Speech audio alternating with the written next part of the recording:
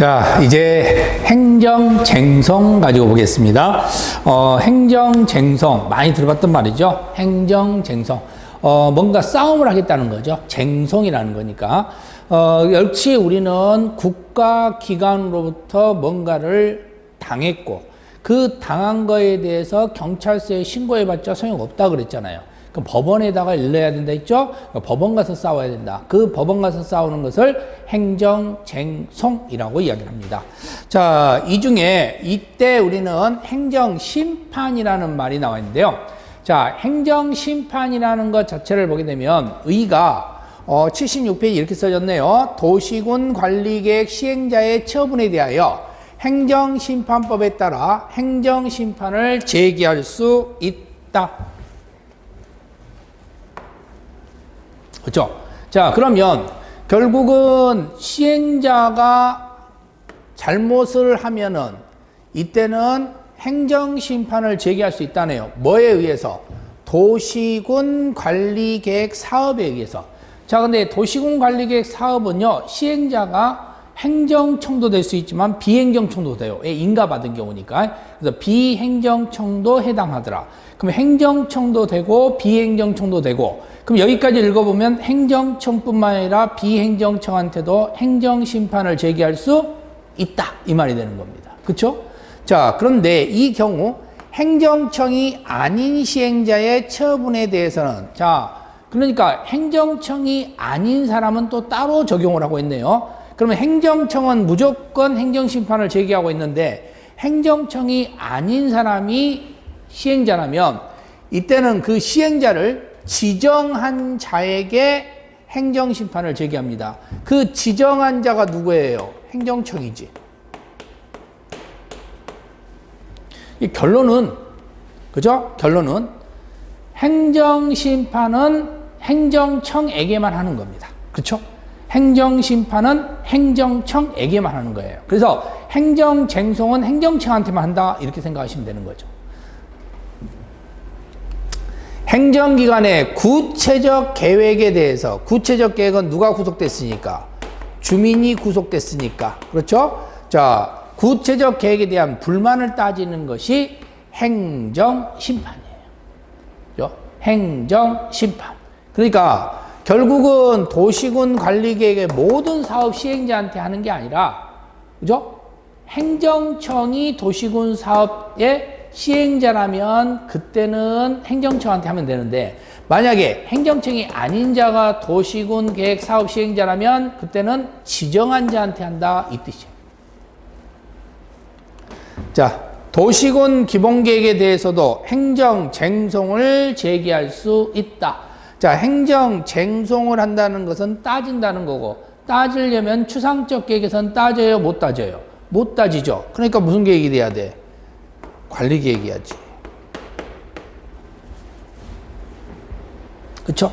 요거, 그죠? 이거 알고 있냐는 거야.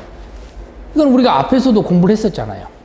추상적 계획은 주민을 구속하지 않으니까 당연히 비구속적 행정계획이다. 그래서 행정쟁송 문제가 발생하지 않는다. 근데 도시군 관리계획은 구체적 계획이기 때문에 주민을 구속한다. 그렇기 때문에 구속적 행정계획이다. 그러다 보면은 행정쟁송 문제가 발생하더라.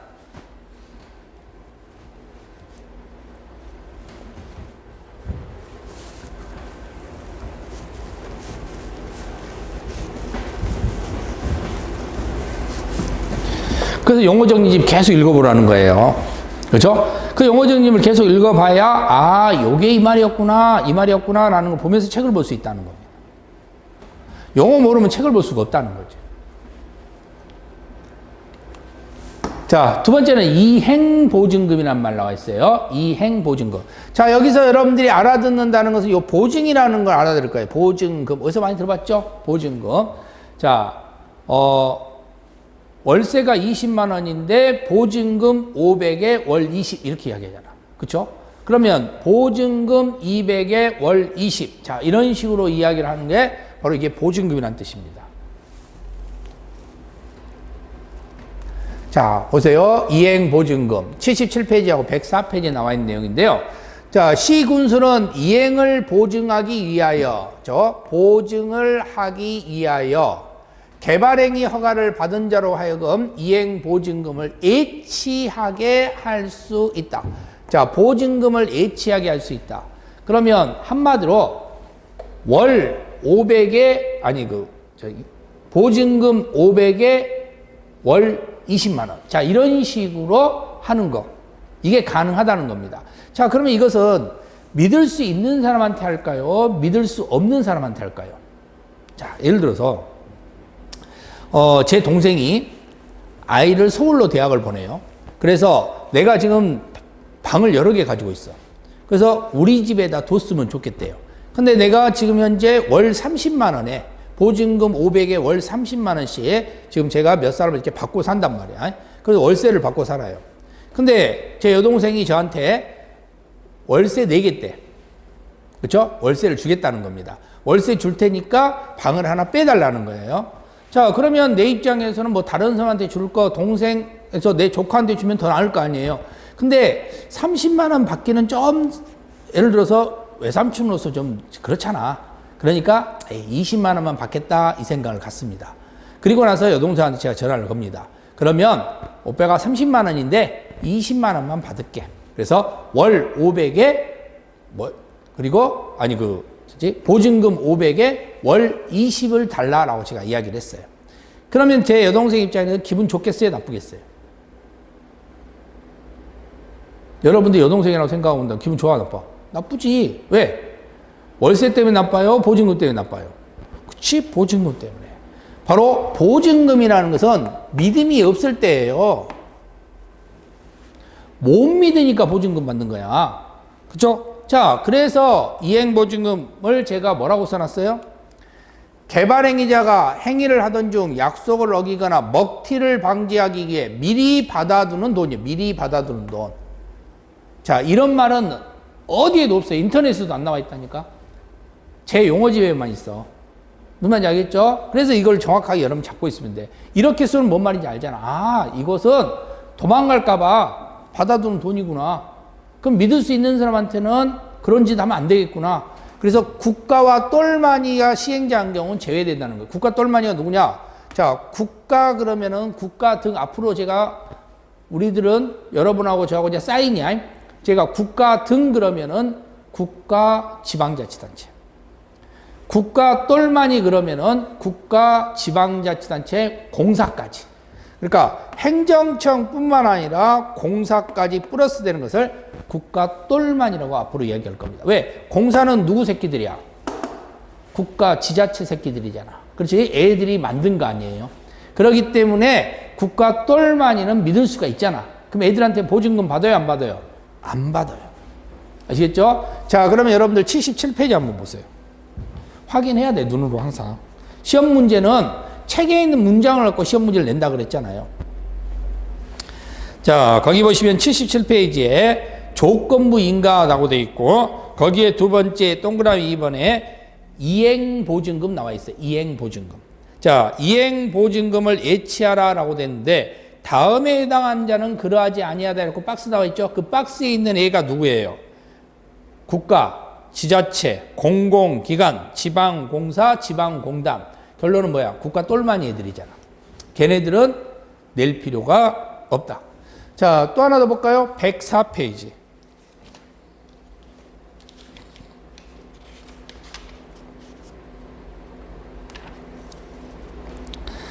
자, 103페이지 제일 아래 가보시면은요, 여기에가 이행보증이라는 말이 나와 있을 거예요. 그렇죠? 자, 그럼 104페이지로 가서 보시면은요, 거기에 이행보증을 낼 필요 없는 예외가 나와 있습니다. 기업, 니은, 디귿, 국가, 지방자치단체, 그죠? 대통령으로 정하는 기관, 그리고 공공단체, 다 뭐예요? 국가 똘마니들입니다. 그죠? 그러니까 결론은 국가 똘마니는 이행보증을 낼 필요가 없다.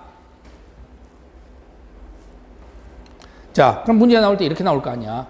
국가나 지방자치단체가 시행하는 개발행위에도 이행보증금을 예치하게 하여야 한다. 맞아요? 틀렸지. 보증 나오면 항상 앞으로 가봐. 그런데 국가 똘마니가 나오면 X야. 그쵸? 그러니까 이 자리에 지방 공사가 나와도 X가 되고 한국 토지주택공사가 나와도 X가 되는 겁니다. 무슨 말인지 알겠죠? 그러니까 국가 똘마니는 절대 이 자리에 나오면 안 돼. 여기는 뭐가 나와야 돼? 민간 사업 시행자가 나와야 되는 거야. 민간 사업 시행자 외에는 안 되는 겁니다. 무슨 말인지 알겠죠? 그런 걸 조심하시면 돼. 저희 틀린 거예요. 이런 문제들도 많이 출제를 한단 말이에요. 근데 이런 걸 언제까지 가져가야 된다는 거예요. 저 10월달 그날까지. 지금은 알고 있다가 나중에 한 6월달쯤 되면 잊어먹어 버린다니까, 이 문장. 그러다가 여기다가 뭐 지방과 관련돼서 뭔가 똘마니 하나를 써놓으면은 그 똘마니 써놓은 거 보면서 저거 생각 안 해버려. 예치해야 되나? 뭐 이렇게 착각해 버리는 겁니다. 그러니까 그런 걸 조심하셔야 된다는 거예요.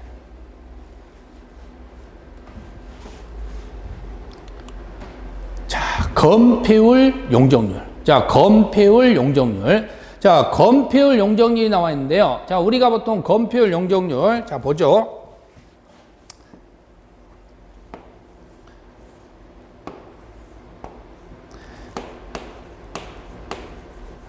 자, 100제곱미터짜리 땅이 있어요. 근데 100제곱미터짜리 땅이 있는데, 자, 이게 지금 100제곱미터라는 거예요. 100제곱미터 그러면 우리는 가로 곱하기 세로 10이라는 건 다 알 수 있을 거예요. 그렇죠? 10 곱하기 10, 100이니까. 그러면 이 100제곱미터짜리 땅에다가, 자, 여기 뭐라고 적어졌느냐 봤더니, 건폐율이 50%다.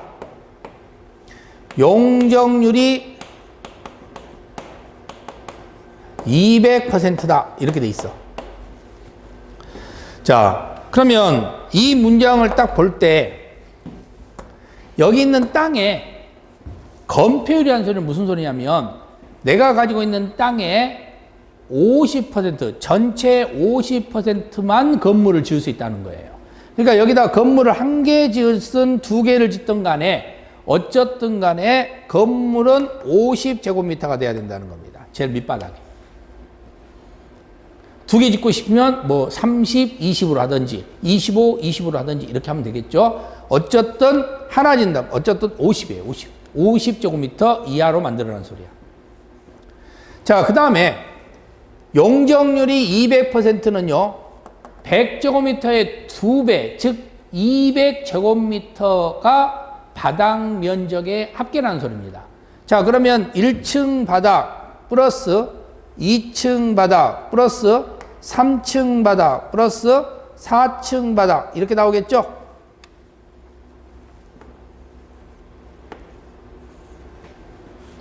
그래서 1, 2, 3, 4 이렇게 바닥을 합쳐봤더니 50, 100, 150, 200 이렇게 나오는 거예요.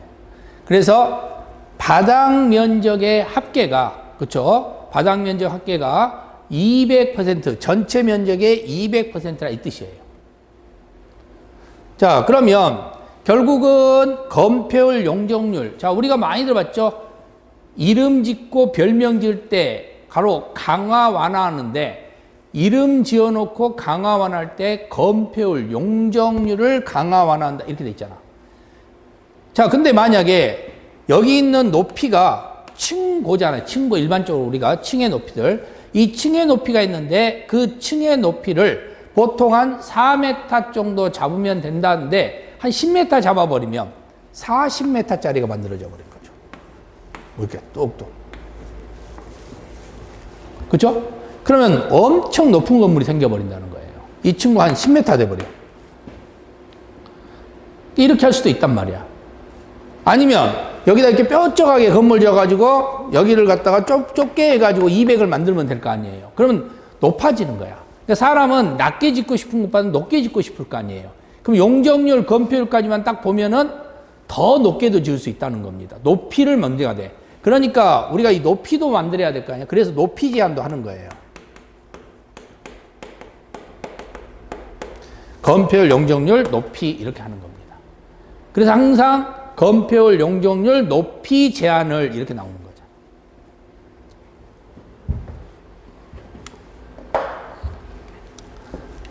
자, 일단 건폐율과 관련되어 있는 것은요, 대지 면적에 대한 건축 면적의 비율이죠. 그래서 건축물 건축 시 가장 밑바닥 넓이를 제한하기 위한 것, 이게 건폐율 이렇게 보시면 돼요. 그렇죠? 건폐율. 자, 용적률은요, 대지 면적에 대한 연면적, 바닥 면적의 합계를 말하는데, 바닥 면적 합계가 연면적이에요. 건물 한 개의 면적을 다 더한 것을 연면적이라고 합니다.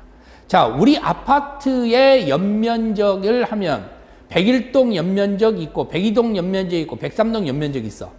그러면 그 아파트의 전체의 면적 그러려면 어떻게 하느냐? 연면적의 합계 이렇게 쓰는 거예요. 연면적의 합계. 그래서 연면적 합계라는 소리는 바로 용적률인 연면적이 한 개 건물이고 그리고 여러 개 건물을 합치는 것을 연면적 합계 이렇게 이야기합니다.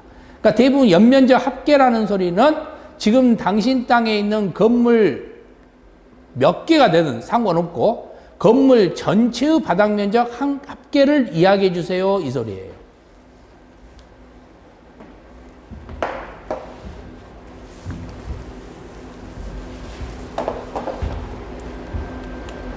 자, 그 다음에 매수 청구란 말이 있습니다. 매수 청구. 자, 매수 청구. 84페이지 형태인데요. 자, 이것도 잠깐 한번 봐보죠.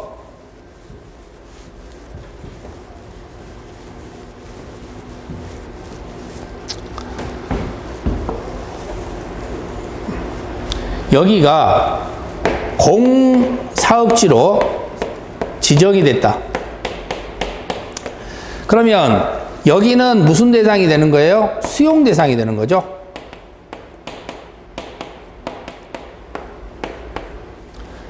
근데 내가 지금 이 땅 하나 사가지고 여기서 한 10년 후에 아니면 한 5년 후에 여기다가 전원주택 하나 줘놓고 살 생각을 하고 있었어. 근데 갑자기 여기가 공사업지로 지정이 돼요. 그러면 공사업지로 딱 지정이 돼버리면 여기는 어떻게 하냐? 손대지 맙니다.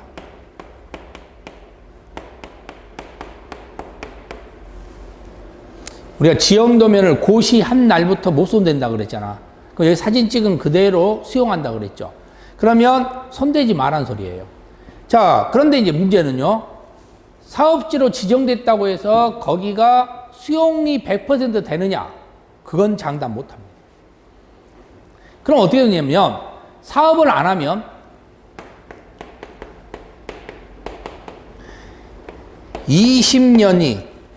그럼 20년 동안 사업을 안 하면 그때는 이 땅을 다시 나한테 돌려주는 거예요.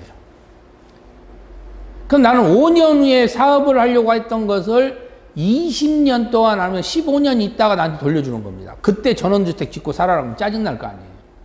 그럼 나는 지금 이제 정년 얼마 안 남았고 결국은 전원주택 하나 짓고 살려고 하는데 땅 하나 사놨는데 근데 수용도 안 해. 그럼 이 땅에 난 아무 짓도 못 해. 근데 이거 빨리 팔아가지고 다른 데다가 땅 하나 사가지고 거기다 전원주택 지어야 될 거 아니에요. 그러니까 이제 이게 문제가 생기는 거야. 그래서 우리 법이 여기에 대해서 뭔가 해결을 해줘야 될 거 아니에요. 그죠? 근데 국가기관에서 하는 행위니까 뭔가 방법이 없었던 거예요. 그래서 만든 게 바로 어떤 사람이 이 부분에 대해서 따진 겁니다.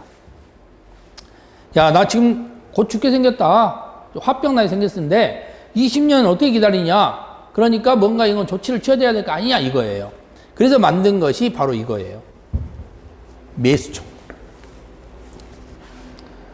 자, 도시군 계획 시설 결정의 고시로부터 10년 이내에 10년입니다. 10년.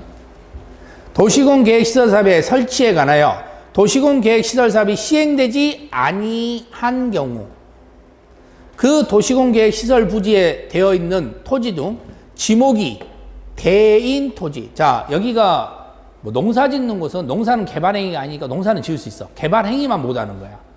그렇죠? 손대지 말라는 것은 개발행위만 못하는 겁니다. 농사 같은 건 지을 수 있어요. 짓다가 넘겨주면 되는 거니까.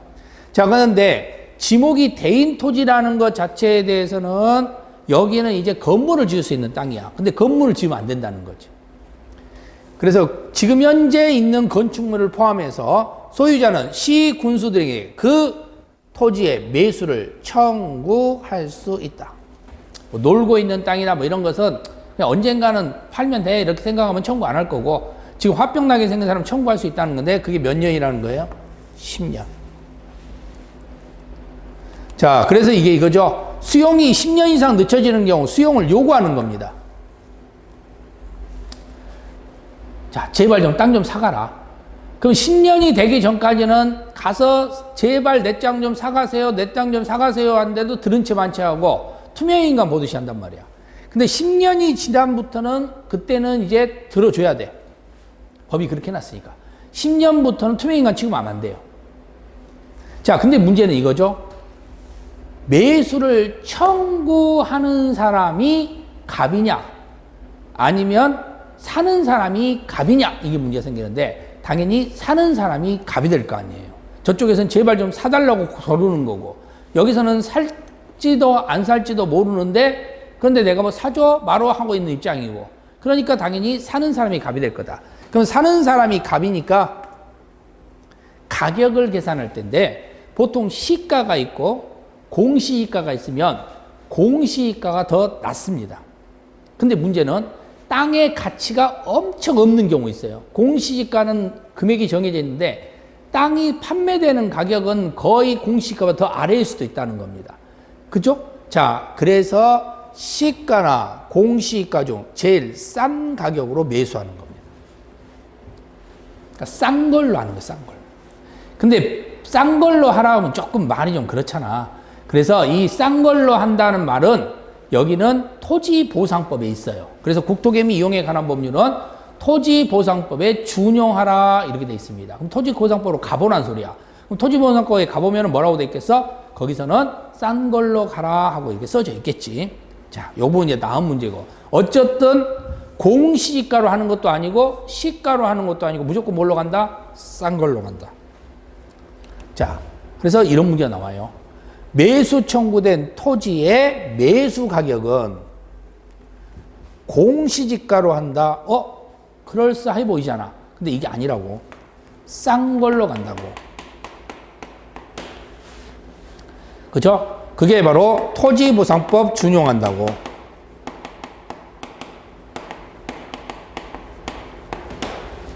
그죠? 토지보상법 준용한다는 겁니다. 그래서 싼 걸로 해라 이 뜻이 되는 거예요. 그러니까 공시가로 하는 게 아니에요. 시가 더 싸면 시가로 가야 되니까. 그래서 X가 되는 겁니다. 자, 그럼 우리가 여기서 하나 볼까요? 매도 청구 한번 생각해 보세요.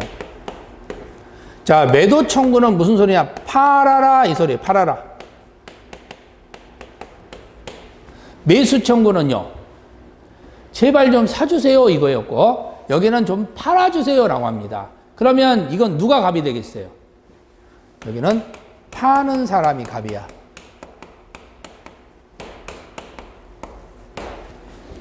그러면 파는 사람 입장에서는 싸게 팔겠어요? 비싸게 팔겠어요? 비싸게 팔지. 그리고 여기는 땅의 가치가 있으니까 팔아라는 거잖아. 그럼 무조건 여기는 비싼 것은 시가와 공시지가에 뭐겠어요? 시가밖에 없어요. 그래서 매도 청구 나오면 무조건 시가입니다. 매수 청구는 싼 걸로 가는데 매도 청구는 무조건 시가야. 왜? 공시가보다 시가 무조건 비싸니까. 그리고 이건 가치가 있는 땅이니까. 가치 없는 땅은 파세요 파세요 할 사람 없거든.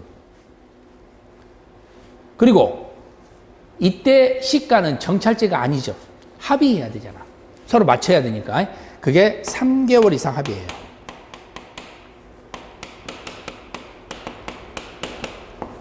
이게 공통점이에요. 그래서 매도 청구 나왔다. 시가 3개월 이상 합의. 매도 청구 나오면 시가 3개월 이상 합의. 매수 청구 나오면은 싼 걸로. 아시겠죠? 매수 청구 나오면 싼 걸로. 매도 청구 나오면은 시가 3개월 합의. 이게 공통점이야.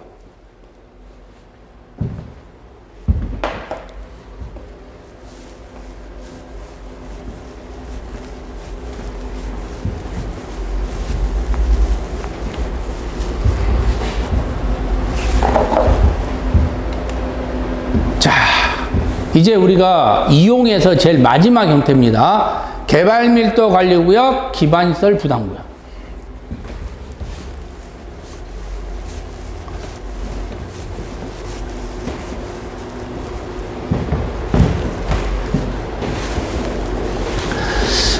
개발密도 관리구역과 기반시설 부담구역이 있는데요. 자, 여기 내용 형태에서 여러분들이 한번 이걸 잘 보세요. 개발密도 관리구역, 기반시설 부담구역인데, 자, 예를 들어서 우리가 개발행위 허가를 했습니다.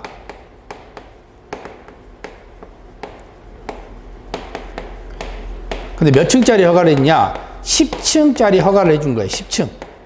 그럼 나는 이제 여기다가 몇 층짜리 건물을 지을 수 있는 거예요. 그쵸? 10층짜리 건물을 지을 수 있는 겁니다. 왜? 10층짜리 허가를 받았으니까. 자, 그런데 문제가 생겼어. 그죠? 자, 예를 들어서 우리가 이걸 한번 생각해 보죠. 학교가 한 개가 있잖아요. 그러면 7층까지 건물을 지을 수 있어요. 그쵸? 근데 여기는 학교가 몇 층이야? 아니, 건물이 몇 층이에요? 10층이잖아. 10층까지 되려면 학교 몇 개를 지어야 되겠어요? 학교. 한 개 반 만들지. 한 개 반이 어디서 학교가? 몇 개? 2개지. 그렇죠? 2개. 그래서 2개를 지어야 되는 거예요. 학교 2개. 이해되셨어요? 그잖아. 7층까지가 학교 하나니까 10층까지면 학교 2개 지어야 될 거 아니야.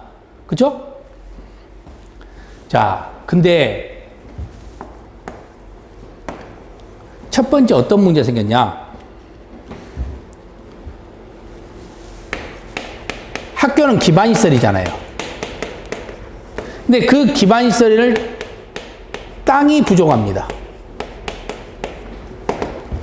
그 땅이 부족하다는 것은 학교를 몇 개 짓겠다는 거예요? 1개. 그러면 몇 층까지밖에 못 만드는 거예요? 7층. 그러니까 땅이 부족하니까 학교 1개 7층까지밖에 못 만드는 거예요. 그쵸?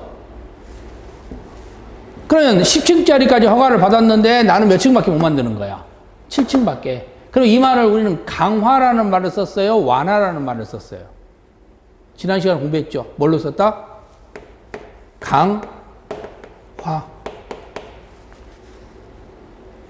자, 두 번째는 어떤 일이 벌어졌냐? 돈이 부족합니다.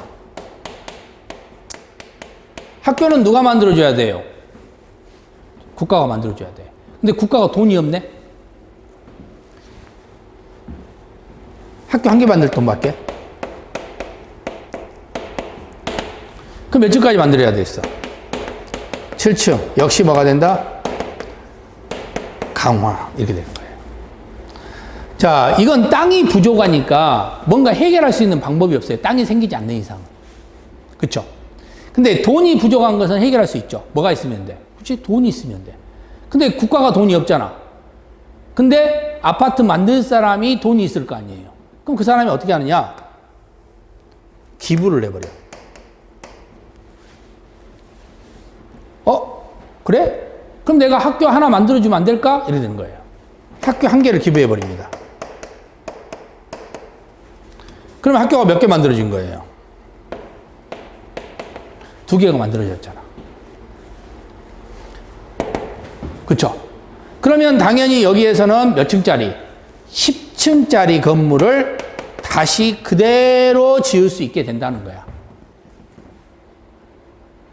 근데 자 보세요. 학교 1개당 7층이잖아. 학교 2개면은 원래는 몇 층이에요? 7층, 7층이니까 14층까지 지을 수 있거든.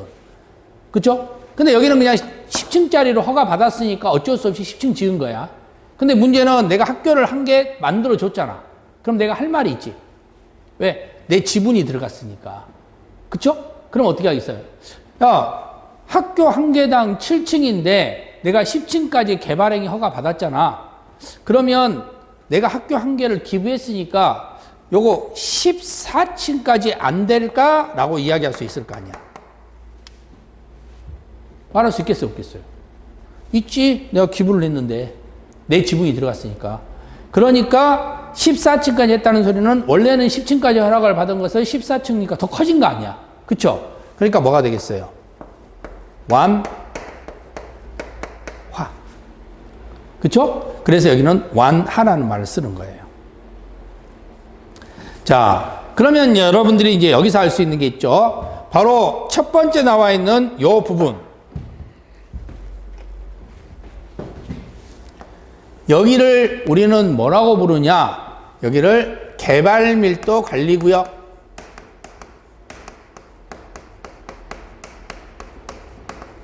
두 번째 나와 있는 여기 부분을 기반시설 부담구역.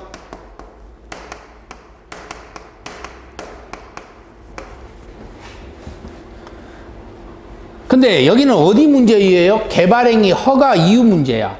그럼 여기는 무슨 동네야? 이용동네야. 그러니까 이건 계획동네가 아니야. 그래서 뒤에 구역이 붙었다고 해서 이걸 용도구역이라고 부르지 않는다는 겁니다. 이건 이용동네에 있는 거예요. 아까 우리가 하나 배웠던 게 성장관리구역도 이용동네 살잖아요. 그러니까 성장관리구역, 개발밀도관리구역, 기반시설 부담구역은 다 이용동네에 사는 겁니다. 그러니까 여기는 계획하고는 상관이 없지. 그렇죠? 그래서 도시군 관리계획으로 뭐 지정하고 이런 거하고 상관없다고. 자, 그 다음에 개발밀도 관리구역과 기반시설 부담구역인데 얘 둘은 함께 있을 수 있을까요? 함께 지정이 가능할까? 이건 땅이 부족하고 이건 돈이 부족한 거야. 자, 땅이 부족하면 돈을 기부해도 소용이 있어요, 없어요? 없잖아. 학교 지을 땅이 없으니까. 그렇죠? 그러니까 얘네 둘은 절대 함께 있을 수 없어. 그러니까 중복이 안 되는 겁니다. 따로따로 있는 거예요. 그렇죠? 이게 바로 뭔 이야기다? 개발행위 허가 후의 문제점 두 가지예요. 그게 개발밀도 관리구역이 지정될 수 있고 기반시설 부담구역이 지정될 수 있게 되는 이 이유입니다. 그렇죠? 땅이 부족하면 개발밀도 관리구역, 돈이 부족하면 기반시설 부담구역, 이렇게 여러분들이 기억을 해두시면 되는 겁니다.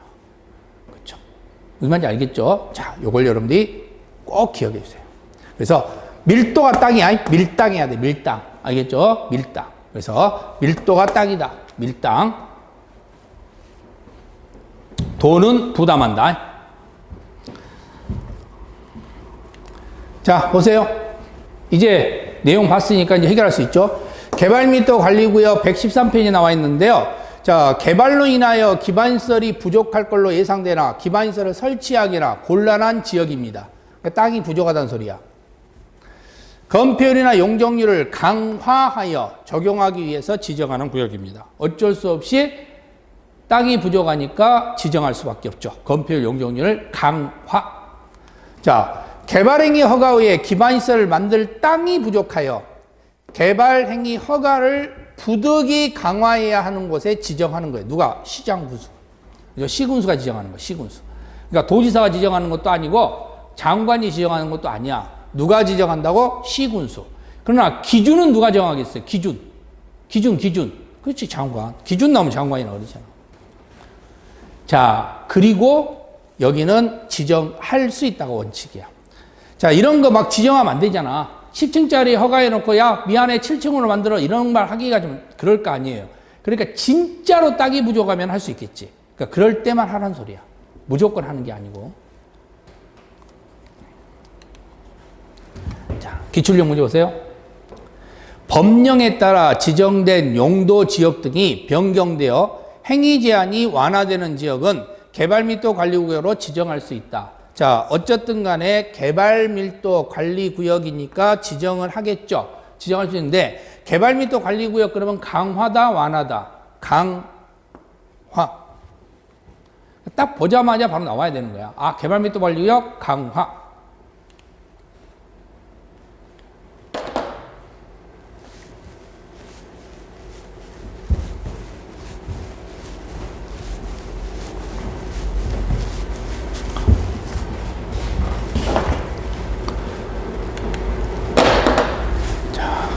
기반시설 부담구역 나와있죠? 자, 기반시설 부담구역은요, 개발밀도 관리구역 외의 지역이에요. 외의 지역.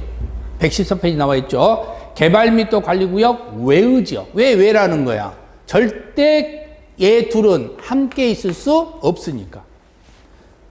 중복이 절대 될 수 없잖아. 그죠? 땅이 부족하면 돈이 있어도 소용없다는 거. 개발로 인하여 도로, 학교, 저쪽 나와있죠? 지역을 기반시설을 설치하거나 그에 필요한 용지를 확보하기 위해서 지정 고시하는 곳인데요. 자, 여기 보면 학교가 나와 있는데 초등학교가 한 개밖에 못 만드니까 부족하니까 건물을 낮춘다. 가능하죠? 중학교가 부족하니까 건물을 낮춘다. 가능하죠? 고등학교가 부족하니까 건물을 낮춘다. 가능하겠죠? 대학이 부족하니까 건물을 낮춘다. 요거도 먹지. 그렇죠? 그러니까 대학은 제외 이 소리예요. 대학은 상관없고 고등학교까지만. 자, 여기도 나왔네. 개발행위 허가 후 기반시설을 만들 돈이 부족하여 돈을 기부하면 완화시켜주는 거야. 돈을 기부하면 완화. 그럼 여기는 무조건 완화를 시켜줘야 되잖아. 그쵸? 원래는 10층짜리 허락을 했는데 14층까지 되는 곳, 그러니까 14층까지 할 수 있는 곳, 그곳만 정해줘야 되겠지. 여기는 돈 내면 해줄게 이 소리 아니에요. 그래서 이때는 시군수가 원칙상 필요적 지정이에요. 그렇죠? 필요적 지정. 필요한 데만 필요적으로 지정하라는 소리입니다. 아, 여기 14층까지 해줄게. 여기 14층까지 해줄게. 이렇게 되는 거죠. 이건 나중에 알아도 되고 일단은 강화 안 하면 알면 돼. 강화 완화. 그게 제일 중요합니다. 자, 개발 및 관리구역과 기반시설 부담구역은 용도구역으로 중복하여 지정할 수 있습니까? 안 된다고. 그렇죠? 중복해서 지정될 수 없다는 겁니다. 그렇죠?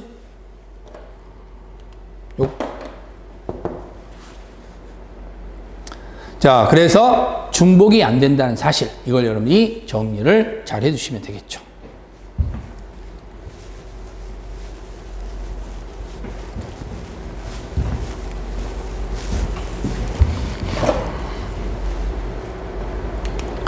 자, 오늘의 핵심 내용 볼까요? 5가지. 자, 그럼 오늘 엄청 많이 배웠어. 그 많이 배운 것 중에서 도대체 꼭 오늘 알아야 될 게 뭐냐? 자, 첫 번째. 지구 단위 계획은 일부에만 세운다. 전부가 아니다. 아시겠죠? 지구 단위 계획은 어디다 세운다고요? 일부에다만 세운다. 자, 두 번째. 지구 단위 계획과 성장관리 계획구역은 공통점은 완화. 차이점은 여기는 계획동네, 여기는 이용동네라고 그랬죠? 차이점이 동네가 달라. 근데 공통점은 완화. 그래서 지구 단위 계획도 완화, 성장관리 계획도 완화. 여기는 특산품, 여기는 특산품 아닌 곳. 지하 전봇대 얼마라 그랬죠?